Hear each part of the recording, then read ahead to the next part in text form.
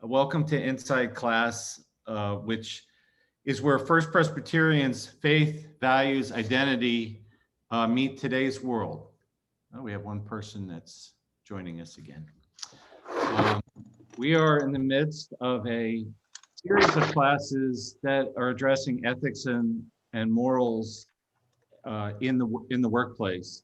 And we've asked a number of people from different professions to join us and talk about ethics and moral choices at their workplace.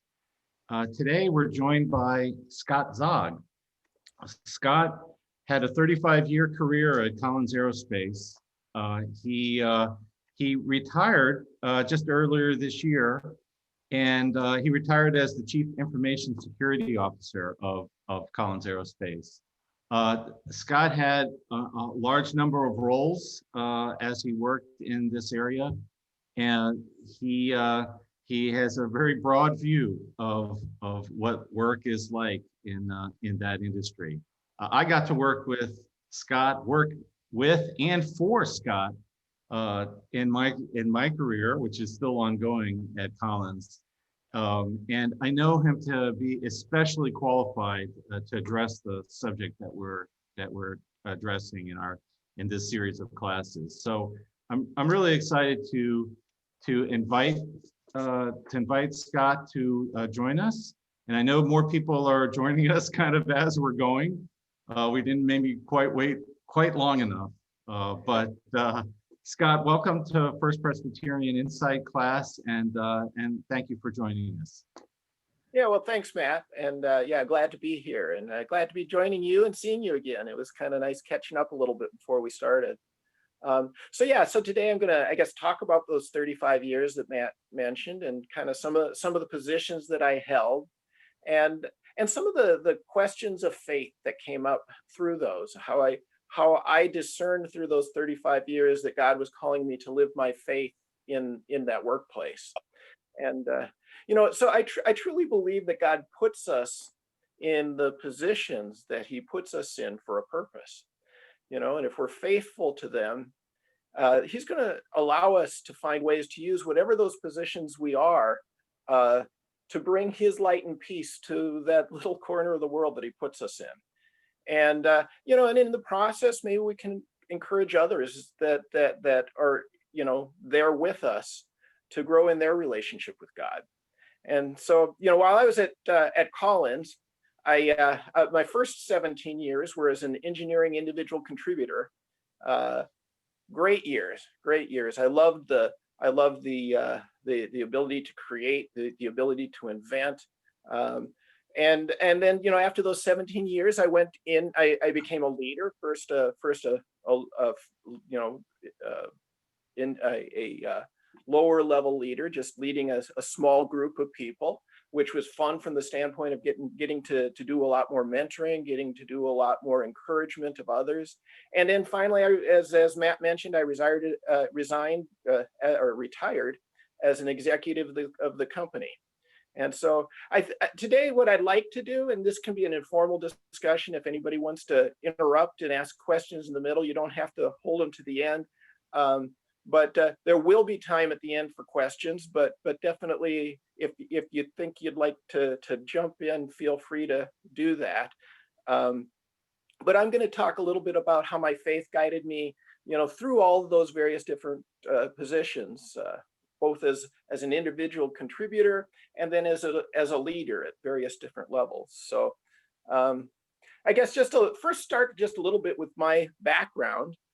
Coming out of school with my baccalaureate in electrical engineering in 1985, I had a choice of a number of places to work. And Collins was definitely the most interesting opportunity that I had, because one of the things that really attracted me to that is I had the opportunity to work in an advanced technology group.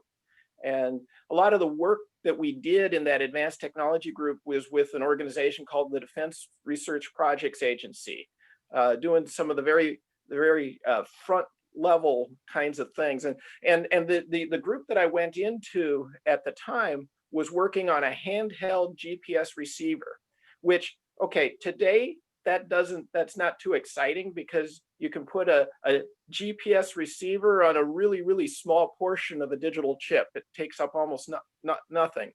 But back in 1985, I actually had never heard of GPS before I interviewed. And the idea of having this system where multiple satellites were being tracked by by a radio, and that they were going to use those signals from the satellite to measure the distance to the satellite and compute their location, that was absolutely mind-blowing back in 1985. And of course, the receivers that they had to actually do that were, probably the size of an old console television almost.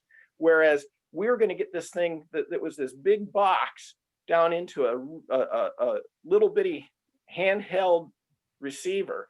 And so, that was amazing. That was amazing stuff. So, but there was a decision that I had to make. Even as a 20-year-old, my Christian faith was very important to me.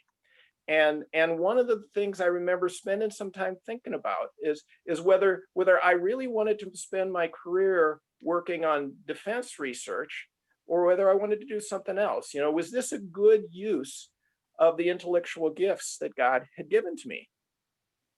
So, classically in Christianity, there are a couple of different paths that people can take. And I think there are good arguments for both paths.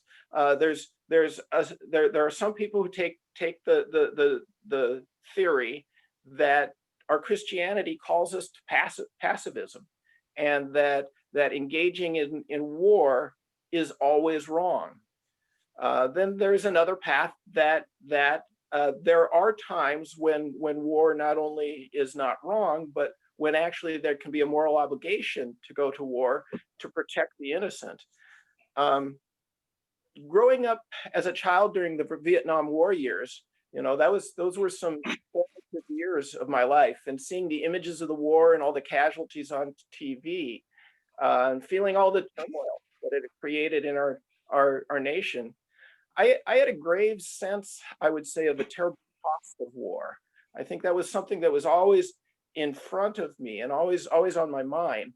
And I always had a sense that peace was by far the preferred solution, if it was at all reasonably possible. However, I was also a realist. I understood that there were times when the threat was so great that the cost of maintaining the peace could be even higher than the cost of the war. When I was in high school, I liked to read a lot. And I came across something that originated with Augustine of Hippo back in the 5th century called the just war doctrine. And I guess it made sense to me.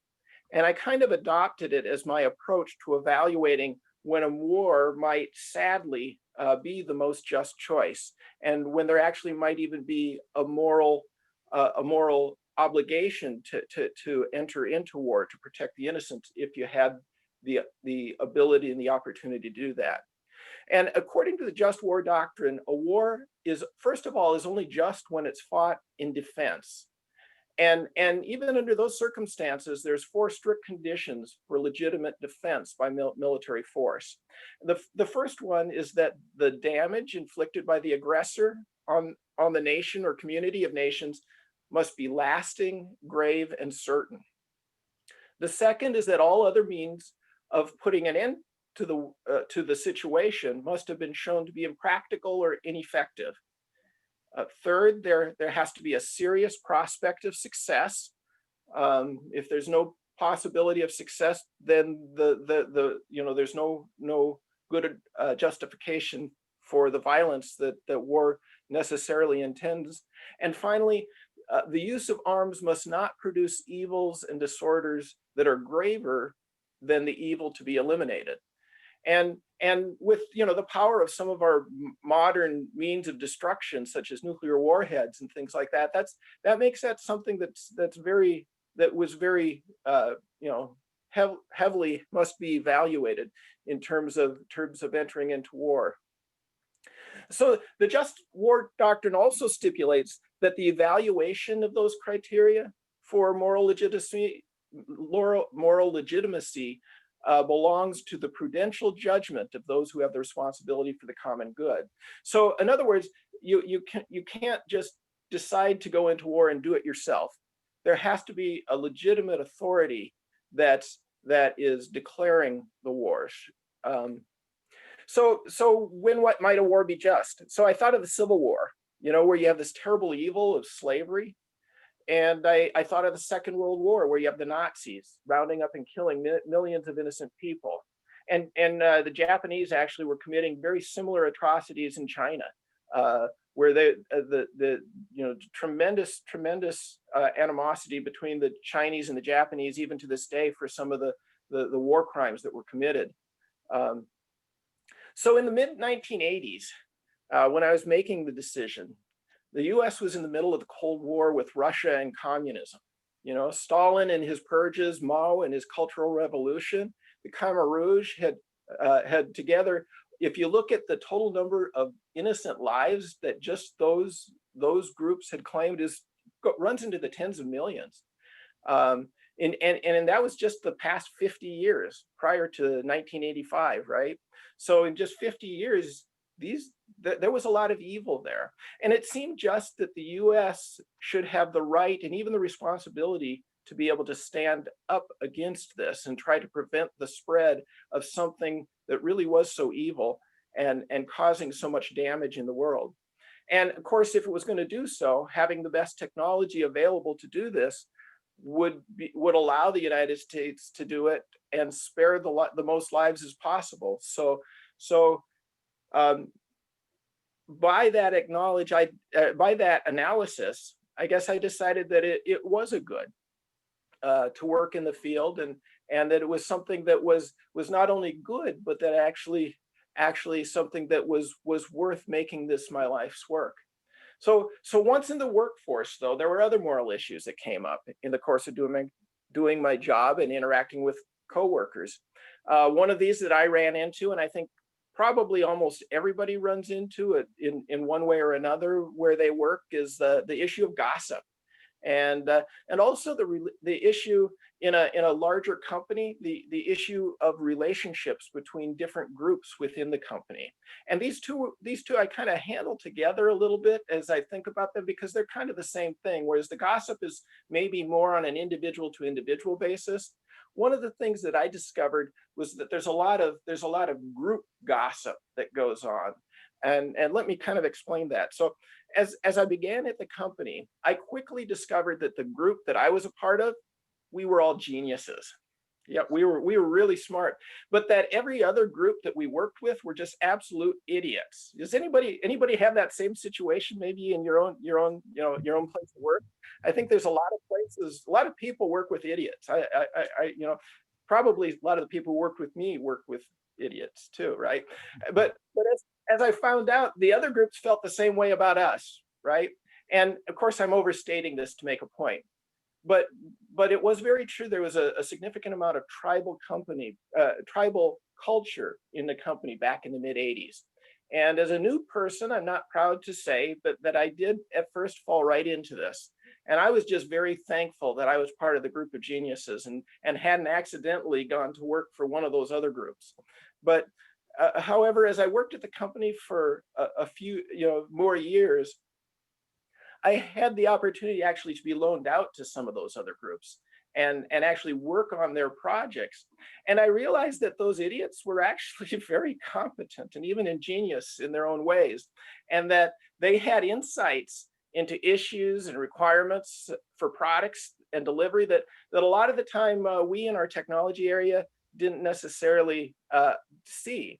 And so what I found in working with them, they would always say, I can work with you. You're good, but boy, those other idiots up there in technology, they don't get any of this, So and I'm kind of seeing both sides of the curtain, and they kind of what they helped me to understand is that intergroup rivalry that you can get, and that mutual disparagement of one another are absolutely poisonous to an organization, and they need to be addressed and rooted out.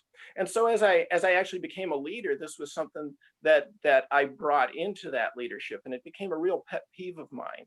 I worked very hard to fight against it whenever it would raise its ugly head. And so, yeah, a second issue that I had to deal with was what to do with my faith when I was at work. You know, as a young engineer, I was a believer, but I was probably at that time pretty timid in expressing my faith in a public and secular environment. Yeah, I was kind of afraid of what other people might think of me. You know, would they think I'm one of those kind of people because I believe in God? And clearly, it's always wrong to bully your faith into the public arena, right? You don't want to take advantage of your position to beat people with your faith. But I didn't understand that at the time that it's equally wrong for me to hide my faith, right? Because that's a part of who I am. And it's important for me to be able to be who I am in the public arena. And, you know, sadly, I probably largely hid my belief and would remain very quiet. And even when I'd be part of conversations and I'd hear my faith belittled by some of my coworkers, I was probably more often than not too timid in those environments. Well, this actually changed about 8 years into my career. I attended a religious retreat, and it took that faith that I'd always had and really ignited it. And one of the things that I did after that retreat is I took a small picture of Jesus and put him on my workstation. And I also had a few coworkers that I knew, um, now kind of was connected with, who I knew were at my workplace. And sometimes we'd actually meet at lunch and stuff and start praying and pray, or do a little bit of Bible study or something like that. And I continued to practice this in different ways with different groups and things throughout my career. And I can't tell you how many times just that little openness, that little simple witness would bear fruit. You know, I guess out of the blue, just because I was public with my faith and people knew that I was a believer, not that I pushed it on people, but they knew that I was a believer. And it brought about a lot of discussions. It just kind of opened the door for people and gave them permission to talk about faith. And of course, if people wanted to, I was always very willing to witness to my faith, to witness to what Christ had done for me in my life, and how that had made a difference in my life, and all the good that had been brought to me through that. And people would come to me and bring things that they were facing in their own lives. Sometimes they'd ask for prayers.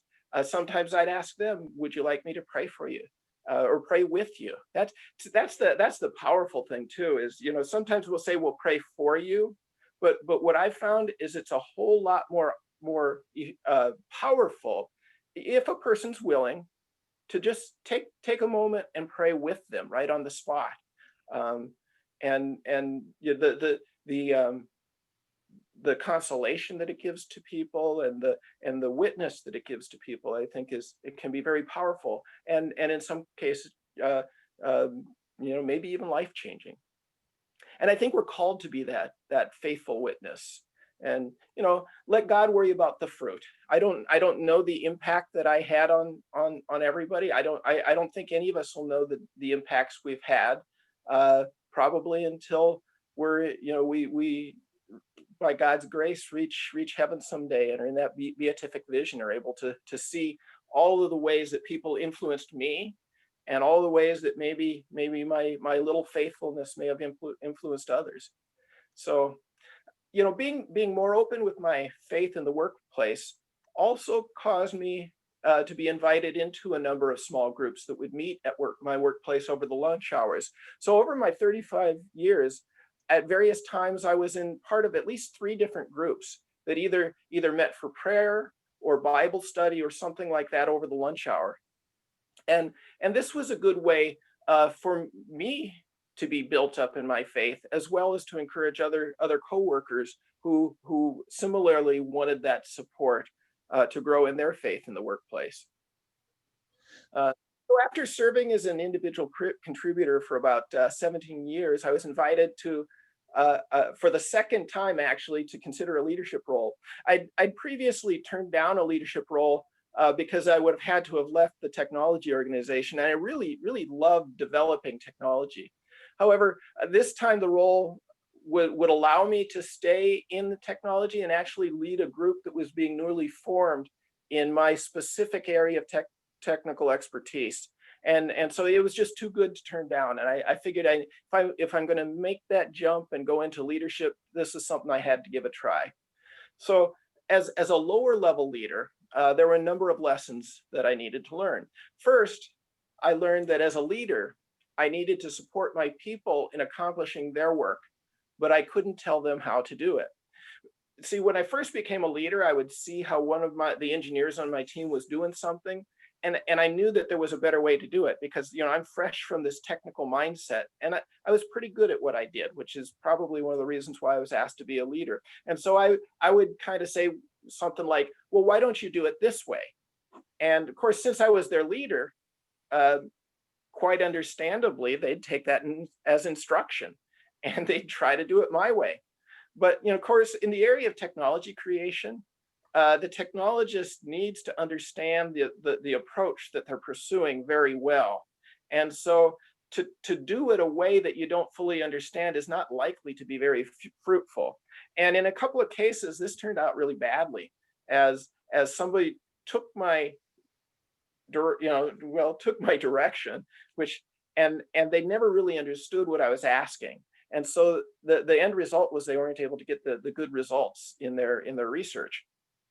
But I quickly learned that the better question, if I saw a weakness in their approach, was not a prescriptive, why don't you do it this way, but rather, well, how will your approach solve issue, X, Y, or Z? And if I asked it that way, what that allows each individual to consider the real problems that maybe I foresaw, but it doesn't give them specific direction. And it allows them to solve it using a method that makes sense to them. So, and often I was amazed that, gee, I wasn't the smartest person in the room, and some elegant solution that I would have never even thought of. So, in the process, not only can they come up with a better solution, but they're also able to take full ownership of their work. And so they have that satisfaction of that comes from creating something of value that you own, something that's your own.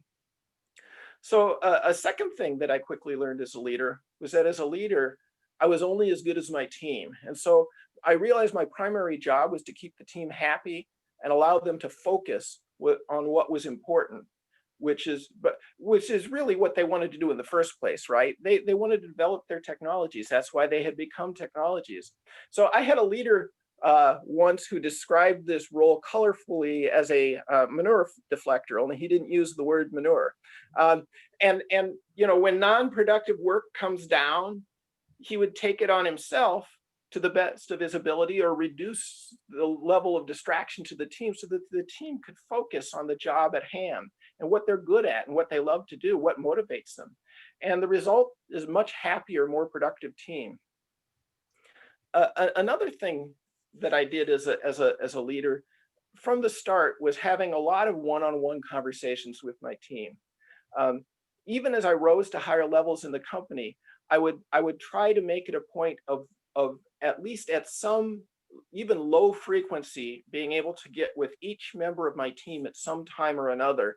And I never had more than about 90 people or so in my organization, so it wasn't impossible to get to everybody. Clearly, if I'd have had larger organizations, it might have been tougher. But at that level, I could always, at least at some point or another, meet everybody and kind of find out what was important to them. And it's a lot of the time when I'd meet with them, I'd ask them, what's keeping you from being more effective?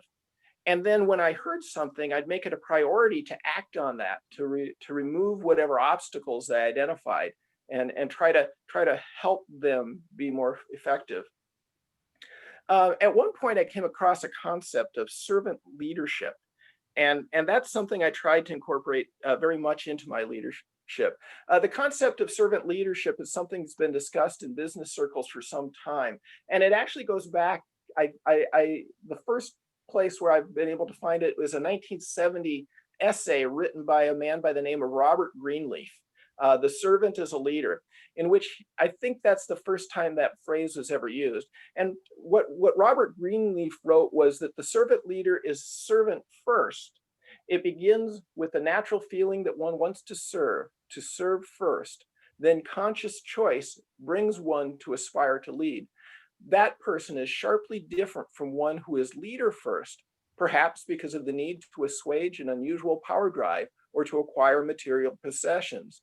The leader first and the servant first are two extreme types. Between them are shadings and blends that are part of an infinite variety of human nature. The difference manifests itself in the care taken by the servant first to make sure that other people's highest priorities, needs are being served. The best test, and difficult to administer, is, do those served grow as persons? Do they, while being served, become healthier, wiser, freer, more autonomous, more likely themselves to become servants? And what is the effect on the least privileged in society? Will they benefit or at least not be further deprived?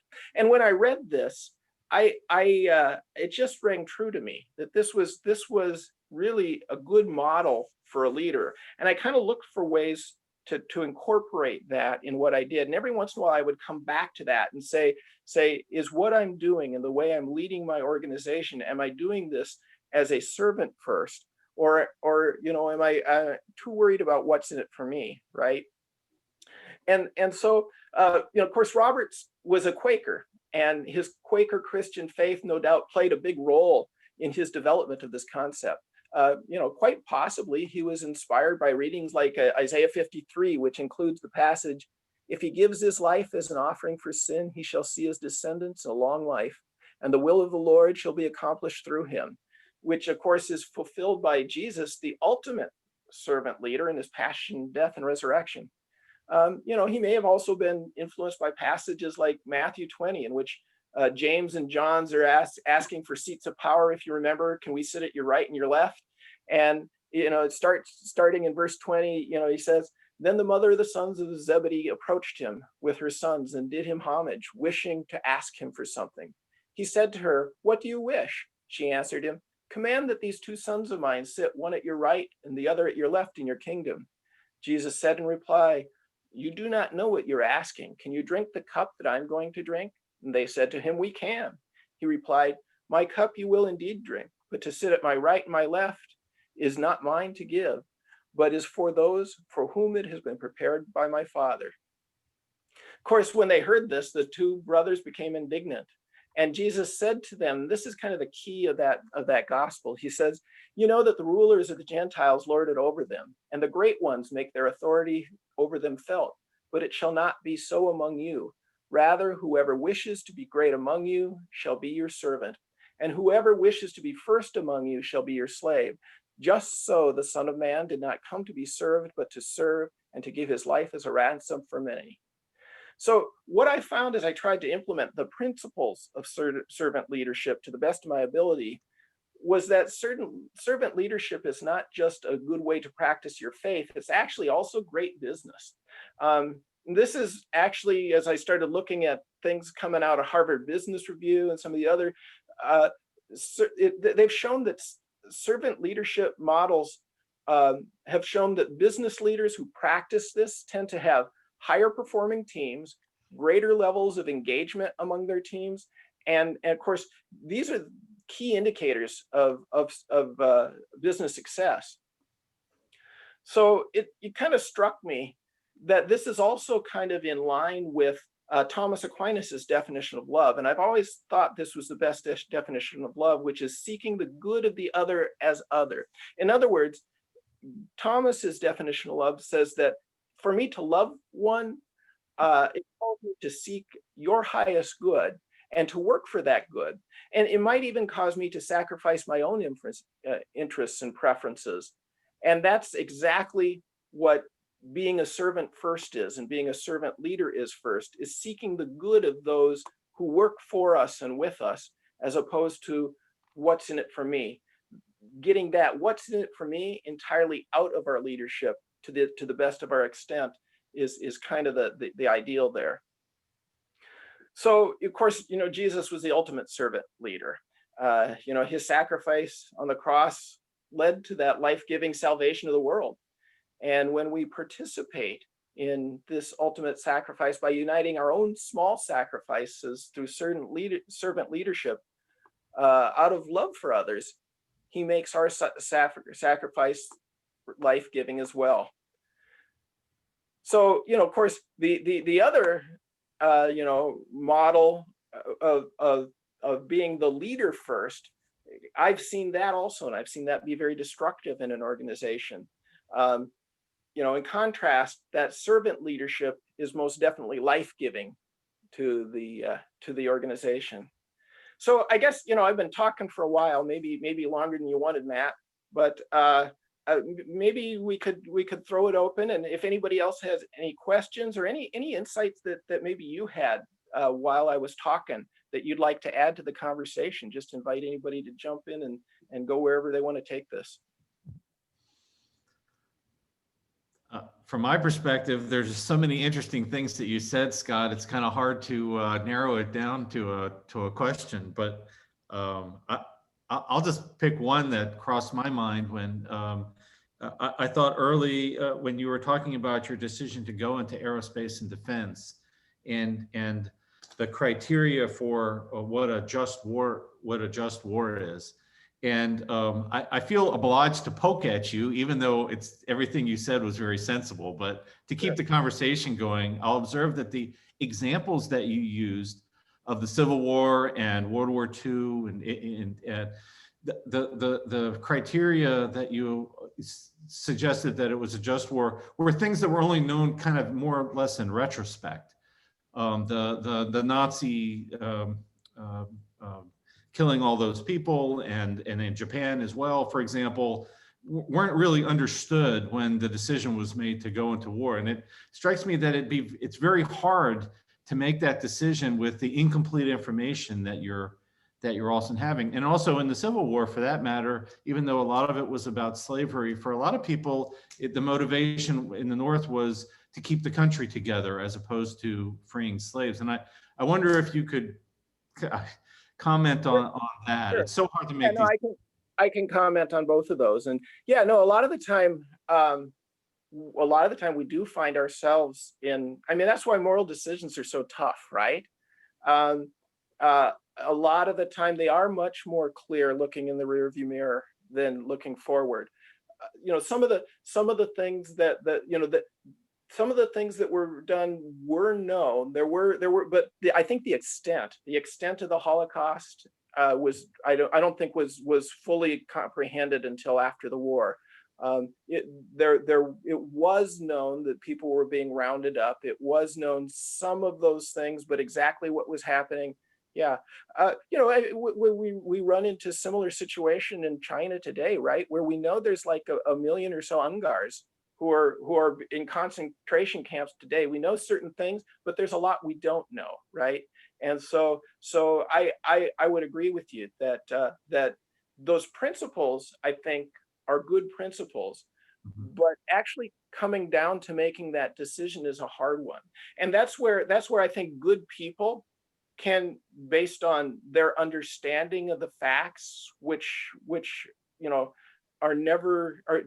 tend to rarely be very, very clear, can come up with different conclusions.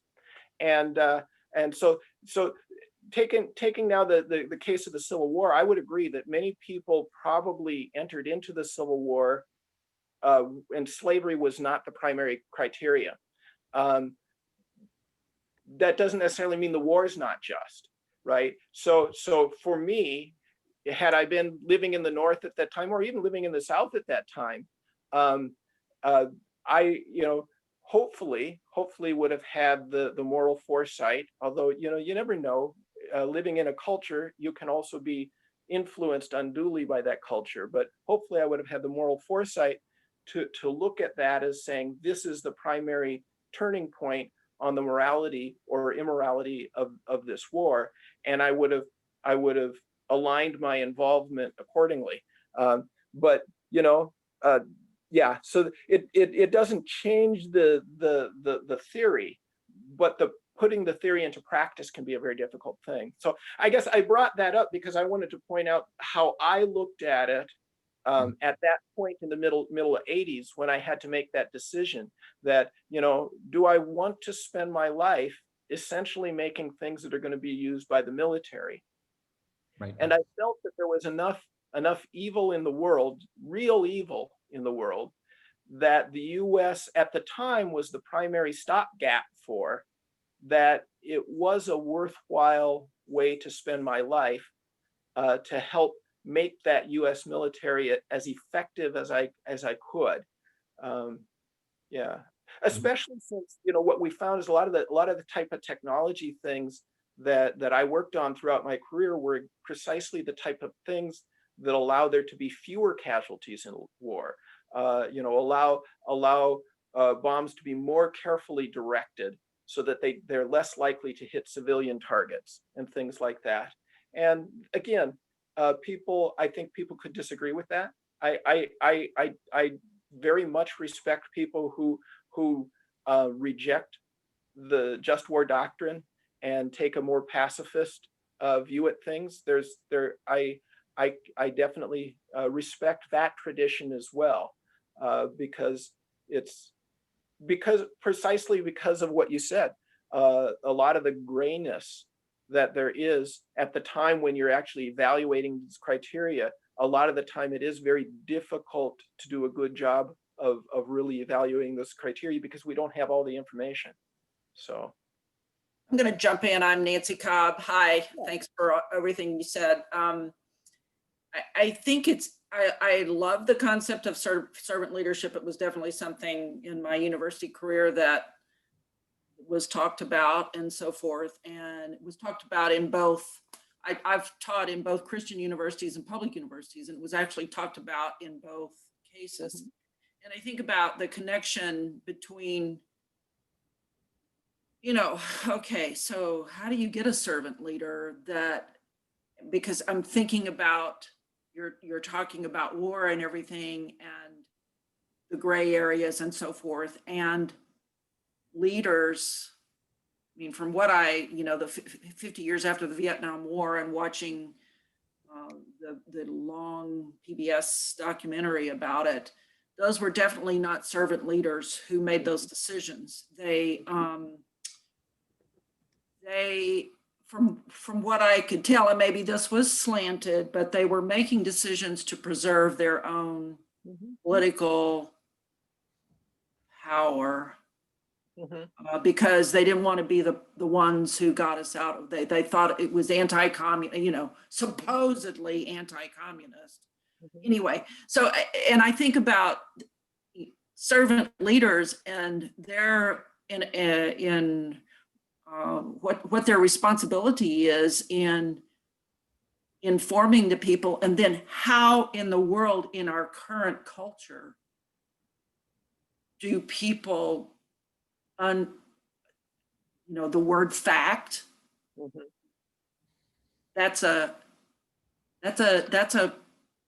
political word now, you know. I mean, so how do the servant leaders, is it their responsibility to make sure that the facts are known, but sometimes you have to protect the security? I mean, I'm sorry, it's just, it's so much gray and so much, I mean, we have a leader who right now who has the Christians behind him in some case, not all, not me, not I know, Heather. No, I mean, it's not, but some people think that whatever he says is fine. And I don't think he has a Christian bone in his body, because, sorry, even though he grew up Presbyterian, supposedly, right? So I'm going to stop there. That was just a lot of musings. Yeah, so that, you know, there's a lot of things that that you said there that you know, I think yeah. So one of the things about the concept of servant leader, I think first of all, it's something good to incorporate into ourselves, because you know what, we can control our own actions. It's difficult to control the actions of others. So you know, am I going to bring a spirit of servanthood into whatever leadership positions that I've been given, whether it's a role in my place of work, whether it's a role in my family, whether it's a role in an organization that I'm a part of. am I doing this? You know, even a charitable organization, I can run that because it somehow or another builds me up. It makes me feel good about myself, right? And if I do that, I'm not being a servant leader.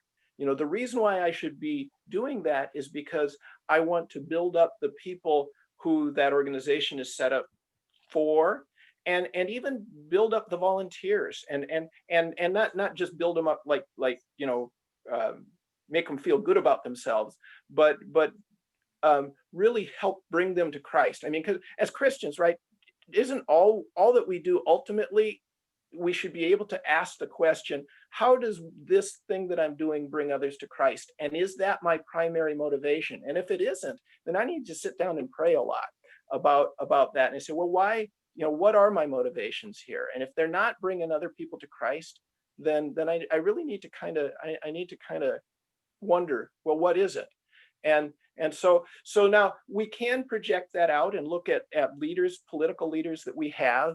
And I think if we look across the spectrum, we have a tough time finding enough, and this is my own personal opinion, I don't think we find many leaders on either side of the political spectrum who are true servants. I think a lot of people, unfortunately, get into politics for other reasons. Not everybody, though. I have come across people who I truly believe are servants, but unfortunately, they seem to be a minority. So what do we do about that as citizens? I don't know. We pray, and we thank God that you know, our Savior. I have a Savior, and He's not a politician, right? And I don't look to any of the politicians on either side of the political spectrum to save me, because if I did, that that's, you know, I'm worshiping a false god, because neither side of the political spectrum has it right, in my opinion. And so I think we, you know, not that we shouldn't get involved in politics, but again we yeah, we also need to remember that those people that we have differing views of, we need to love them first, right? We can't disparage people that we have differing views of. So first of all, we need to make certain that we're entering into that with a humble spirit, and knowing that you know, even though I think I'm right, if I wouldn't hold an opinion if I didn't think it was right, but I'm at least open to loving people who have a very different opinion and not trying to castigate them or somehow or another throw them out of the political discourse. So that kind of gets to the other thing about that you said about the facts. And I think, as Matt pointed out, a lot of the time the facts are pretty gray. So as soon as we start saying one side has the facts and the other side doesn't, I think we're in pretty dangerous territory there, because that you know, then we're starting to get towards a situation where we can't talk to one another, because if you're not willing to address what the other side is putting forward as facts, and you just write them off as being, you know, whatever, fake news or whatever word you want to use, then you've stopped the conversation. And when we stop the conversation, then we lose that civil discourse in our society. And I think that's the worst thing we can do. To brand one kind of speech as unacceptable in the public forum for whatever reason is the worst thing we can do, because what that does is that then sends people back into their camps, into their echo chambers, to reinforce their own opinions without talking to people who hold different opinions. And that divides us as a nation. And you know, in our Christian heritage, you know, the person who's been the being who's been given that title as the great divider is Satan, right? And so the more we work to divide, the more we work to make it so that people with differing opinions can't talk together, the more we're actually being the instruments, wittingly or unwittingly, of the devil, because it's going to divide people and divide our nation. And how can things heal if people don't talk? So I think part of the answer is loving those people who you disagree with, modeling servant leadership to the extent that we can, and you know, being willing to enter into the conversation and being able to quit as friends, even if you can't come to agreement. Scott, this is Mike Miller. I have a question. Yeah. If you saw me typing in the chat, I'll just read that and for your benefit. So U.S. advanced military technologies were used in the Iraq War. At the time, there was considerable resistance to the idea of going to war then, and we now know that the reasons put forward by the U.S. administration were based on ideology, not facts. Do you have any regrets about contributing to those technologies? Yeah. So yeah, one of the things that I do have to say is that, you know, our country most definitely is not, has not always entered into wars that you know, that were just. And so in a sense, I do, but at the same time, you know, so what you bring up is a difficult moral and ethical dilemma, and it is that it's tough to live in society and not contribute to some things that are immoral. You know, you buy products from companies, and the companies may do things that are immoral, and you may know that they're doing them, and you may not know that they're doing them. And yet you know, it's tough to live without buying products. And it is tough to investigate every company that you buy products from. Again, as I develop technologies like this, I know that there were some very good things that were done with the technologies, but I think, as you say, there are probably things that were also not moral that were done with the technologies. I don't, you know, it's what you bring up is a really good dilemma, and I don't know that I've got a good answer for that, a perfect answer for that. Certainly not a perfect answer for that, but I'm not sure I even really have a good answer for that. It's one of those things that, you know, living in a fallen world and as part of a fallen society, you know, I don't know how to live a life without contributing in ways intentional or unintentional that with things that are immoral. So yeah, I don't know. What are your thoughts on that? It's a question I ask myself a lot because, like you, I've worked on the defense side for most of my career, starting in the mid-1980s. In fact, in GPS, starting back then, and you know, continuing to today. So, you know, we look at, you know, what we call dual use technologies, where advanced technology initially for the Defense Department becomes widely used on the civilian side. GPS is a great example. Yep. But on the other hand, we look at, you know, drones are being used for extrajudicial killings of Americans. Yep. Okay, that's probably not even constitutional, let alone moral. Yeah. So you know, I mean, you know, and there's a lot of different ways of looking at it. There's ways you can justify. You know, one of the things, like when I think of like the Iraq War and your GPS guidance systems and the GPS that I worked on, which was kind of forerunners of that with our DARPA program. You know, you can say that, okay, if they didn't have that GPS technology, would that have prevented them from going to war?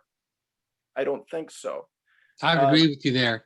Would they still have launched the weapons, except the weapons wouldn't have been as effective? Probably. And those ineffective weapons, would they have been more likely to cause civilian casualties? Probably. So did that GPS save lives or did it cost lives? Probably saved lives, but I don't know. I don't know.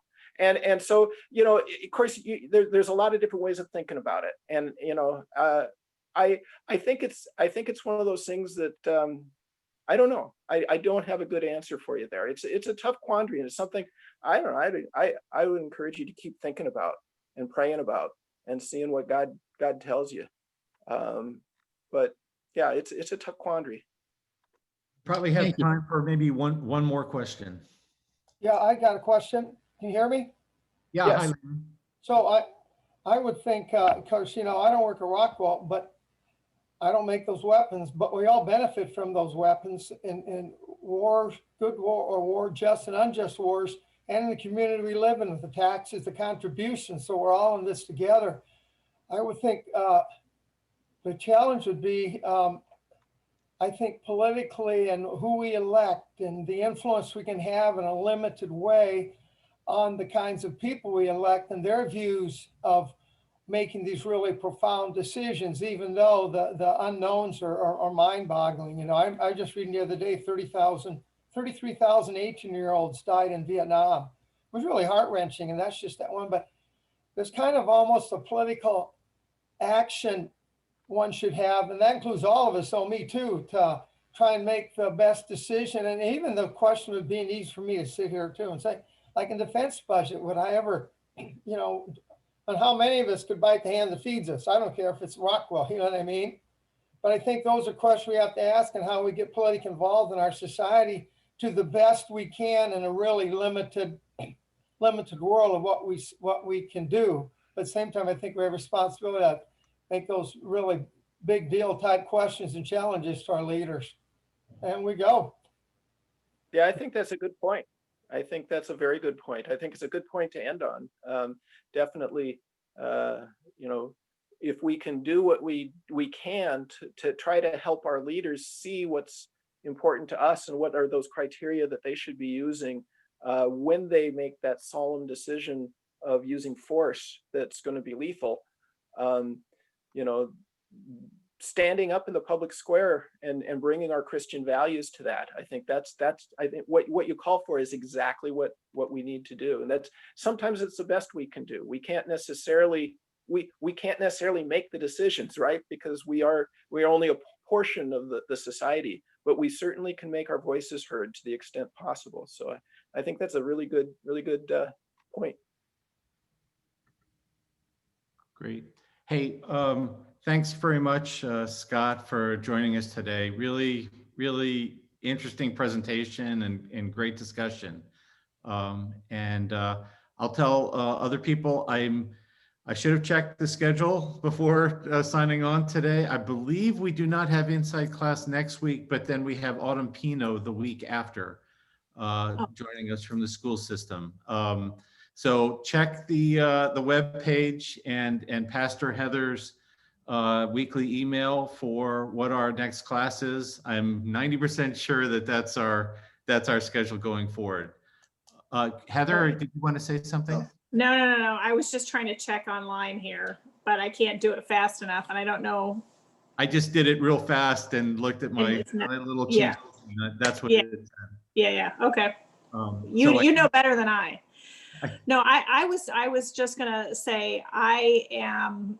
You know, when we talk about all of these interconnected issues, to me, it's comforting to know that a person like Scott is thoughtful.